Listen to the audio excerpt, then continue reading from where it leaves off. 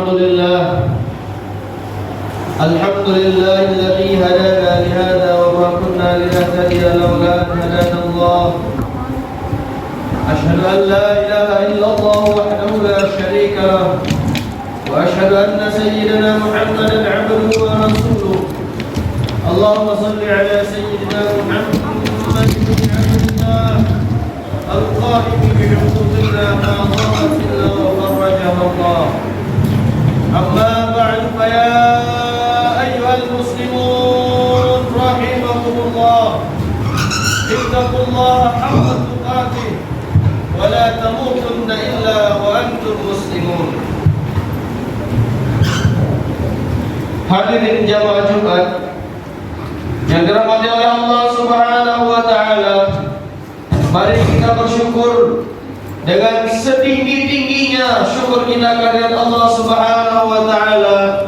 Setidaknya kita masih bisa bernapas pada hari ini. Kita masih bisa berdiri, duduk, sujud dan rukuk. Itu merupakan nikmat dari Allah Subhanahu wa taala. Banyak saudara-saudara kita yang tidak dapat beribadah pada hari ini. Banyak saudara-saudara kita yang sakit, yang tidak mampu datang ke masjid. Sehingga tidak ada alasan bagi kita umat manusia untuk berhenti bersyukur kehadirat Allah Subhanahu wa taala. Siapapun kita, merasa miskin, merasa kaya, merasa lemah, wajib bersyukur kepada Allah Subhanahu wa taala. Dan miskin apalagi yang kaya. Kita yang miskin ini adalah merupakan hamba Allah Subhanahu wa taala, yang mana kita disuruh untuk bersyukur kepada Allah Subhanahu wa taala. La in syakartum la azidannakum wa la in kafartum inna 'adabi lasyadid. Ayat ini sering sekali kita dengar. Artinya sudah kita hafalkan, akan tetapi bagaimana dengan praktiknya? Bagaimana praktik kita bersyukur? Dibilang bersyukur, ya saya bersyukur katanya. Akan tetapi walaupun dia mengatakan dirinya bersyukur, masih malas-malasan beribadah, maka dia bilang bersyukur itu masih bisa dibilang kurang bersyukur. Karena syukur yang sebenarnya itu adalah kita wujudkan dengan cara kita beribadah kepada Allah Subhanahu wa taala dengan setidaknya menjaga salat 5 waktu sehari semalam. Yang mana standar dari salat 5 waktu kita ini adalah standar kita nanti masuk di akhirat, masuk surga atau masuk neraka. Yang pertama dihisab itu adalah salat. Jika baik salatnya maka baik yang lainnya. Jika jelek salatnya maka jelek juga yang lainnya. Diukur dari salat. Karena salat ini kita ada keistiqomahan yang kita lakukan di sini. Sebagaimana kata ulama, al-istiqamah khairun min alfi karamah. Istiqamah itu adalah lebih baik dari 1000 macam kemuliaan. 1000 kemuliaan. Maka barang siapa yang beristiqamah dalam salat, salat saja dulu. Setelah kita bisa salat 5 waktu, kita dampingi dia dengan rawatib. Setelah kita bisa rawatibnya, kita datang salat berjamaah. Laki-laki kita berjamaah. Karena apa? Laki-laki harus berjamaah karena kita sebagai contoh di dalam rumah tangga kita. Bagaimana dengan anak laki-laki? Dia harus menjadi contoh untuk saudara-saudaranya yang lain. Dia harus menjadi contoh untuk umatnya. Kullukum ra'in wa kullu ra'in mas'ulun 'an ra'iyatihi. Setiap kalian itu adalah pemimpin, sabda Rasulullah. Dan setiap pemimpin itu bertanggung jawab atas apa yang dipimpinnya. Kita semua di sini adalah pemimpin. Ada yang memimpin keluarga, ada yang memimpin di kantornya, ada yang memimpin sekolahnya, ada yang memimpin dirinya sendiri.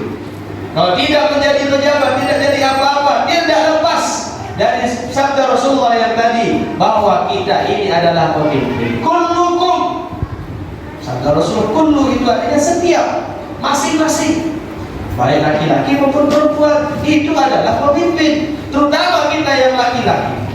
Kullukum ra'in wa kullu ra'in mas'ulun 'an ra'iyatihi. Setiap kalian itu adalah pemimpin dan setiap pemimpin akan bertanggung jawab atas apa yang dipimpinnya. Lalu diri pribadi, apa yang ditanggung jawabkan? Tangannya, kakinya, otaknya, matanya, dia sudah pekerjakan untuk apa? Dia sudah melihat apa selama hidup ini? Tangannya, dia sudah mengambil apa? Dia sudah mempergunakan tangannya untuk berbuat baik, untuk bersedekah dan lain sebagainya. Bagaimana dengan telinganya? Telinganya dia gunakan untuk mendengar yang baik-baik.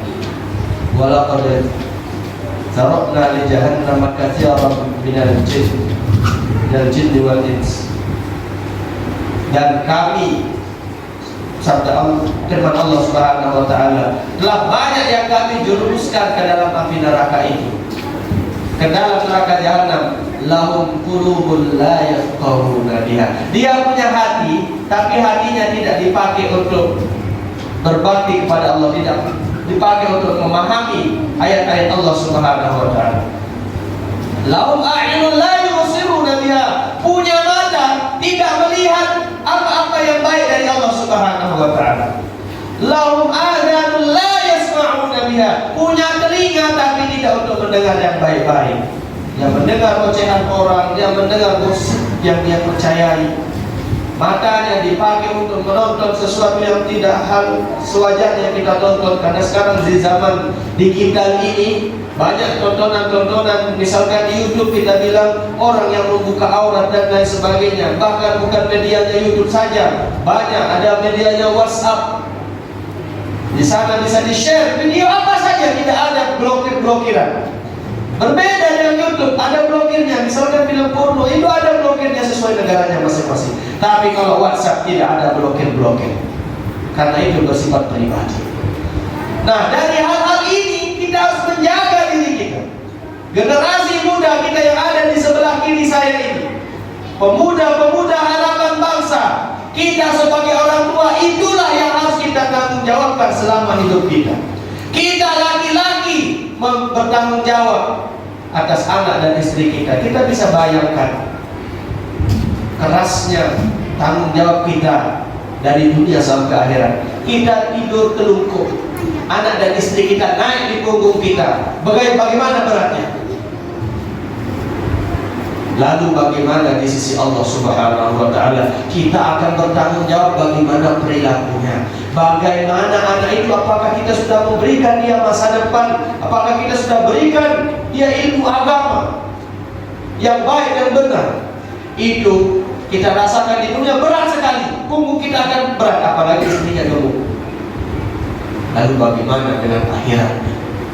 Sudahkah kita memasukkan anak kita ke jalan yang benar, memberikan anak kita pendidikan agama yang mapan? Tidak hanya pendidikan dunia yang harus kita berikan, tetapi bagaimana dia pendidikan agamanya. Dengan agama kita bisa mendapatkan dunia, tapi dengan dunia belum tentu kita bisa mendapatkan agama. Maka Allah Subhanahu wa taala berfirman, A'udzubillahi minasyaitonir rajim. Ya ayyuhalladzina amanu qu anfusakum wa ahlikum nara. Waquduha an-nas wal hijarah fiha malaikatun ghilazun shidadun la ya'suna Allah ma amarahum wa yaf'aluna ma yu'marun. Hai orang-orang yang beriman, jagalah dirimu. Dirimu itu maksudnya adalah kita ini adalah pemimpin. Dirimu itu adalah maksudnya orang yang belum menikah. Maksudnya adalah istri-istri kita, dirimu. Wa ahlikum, dan keluargamu. Setelah menjaga diri, jaga keluarga. Tapi ketika kita sudah punya keluarga, diri dan keluarga itu satu paket. Kita laki-laki, istri kita masuk neraka, pasti kita ikut. Tapi istri masuk surga, belum tentu suaminya masuk surga. Kenapa? Karena istri itu adalah tanggung jawab kita. Kita suruh dia berhijab, kita larang istri kita keluar-keluar, bergosip misalkan, memberikan informasi-informasi yang memang benar, akan tetapi marah orang itu akan diceritakan. Itulah disebut sebagai ghibah. Tapi itu adalah naluriah perempuan. Tapi kita sebagai laki-laki, kita memiliki tanggung jawab atas hal itu. Itu naluriah perempuan. Memang seperti itu. Itulah tugas kita sebagai pemimpin di dalam rumah tangga itu. Kemudian wa'alaikum naro, kemudian beserta keluarga dari api neraka. Kita jaga diri kita dan keluarga kita dari api neraka. Waquduhan nas wal hijarah, bahan bakarnya dari api. Bahan bakarnya itu yang menyulut api itu adalah batu-batu dari api neraka. Waquduhan nas, disebutkan anas dulu. Bahan bakar dari api neraka itu adalah manusia. Wal hijarah yang kedua disebutkan batu.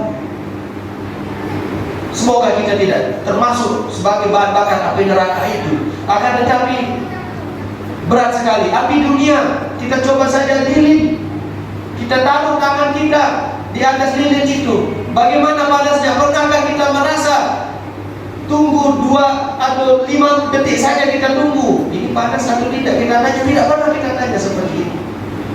Kita langsung ketika kita kena api sedikit, langsung kita tarik tangan kita. Itu karena panasnya api di dunia. Bagaimana dengan api yang di neraka?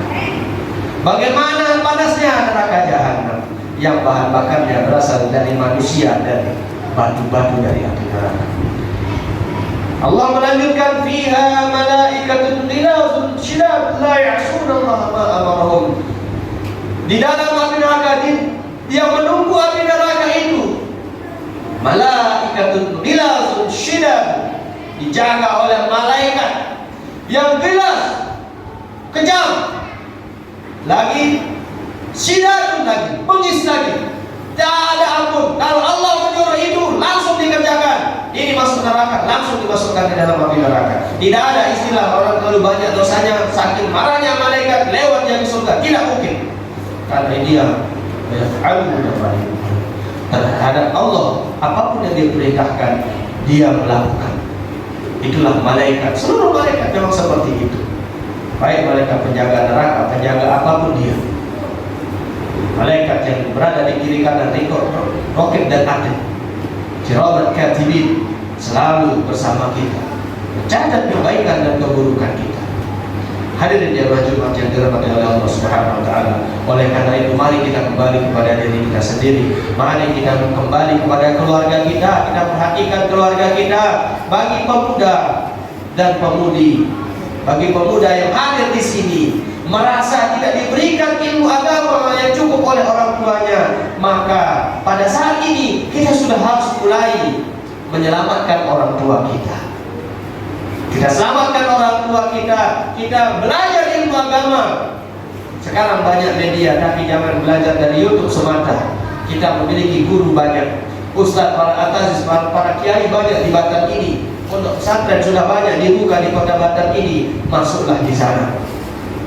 Jika tidak bisa masuk pondok pesantren misalkan, belajarlah agama, cari guru yang pas sesuai dengan ajaran Islam yang benar, yang rahmatan lil alamin. Hanya ini yang dapat saya sampaikan dalam khutbah kali ini. Semoga Allah Subhanahu wa taala memberikan kelapangan kepada kita sebagai kepala rumah tangga, sebagai orang, sebagai ayah dari anak-anak kita, sebagai suami dari istri-istri kita. Kita berdoa kepada Allah Subhanahu wa taala agar dimudahkan jalan kita untuk mendidik anak dan istri kita ke jalan yang benar, sehingga kita sudah benar jalur kita, tepatlah jalannya, yaitu ihdinas siratal mustaqim, tunjukkanlah kami ke jalan yang lurus, yaitu jalan yang para nabi, para anbiya, yang ghairil maghdub, yang tidak dibenci, yaitu jalan-jalan orang yang dibilang orang Yahudi yang sudah yakin bahwa Allah itu adalah satu. Sebenarnya dia tahu bahwa Nabi Muhammad itu adalah nabi, akan tapi dia tidak mau beriman karena kebenciannya. Ghairil maghdub itu dibenci oleh Allah Subhanahu wa taala, dan orang-orang yang disesatkan oleh Allah Subhanahu wa taala. Barakallahu li wa lakum fil Qur'anil azim wa nafa'ani wa iyyakum bi fahmihi wa ayatil dzikril hakim wa taqabbal minni wa minkum tilawatahu innahu huwas samiul basir.